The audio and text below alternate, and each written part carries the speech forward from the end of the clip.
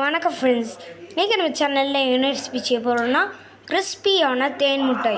வாங்க எப்படி செய்கிறதுன்னு வீடியோக்குள்ளே போய் பார்க்கலாம். அதுக்கு தேவையான பொருள்: 1 கப் அரிசி.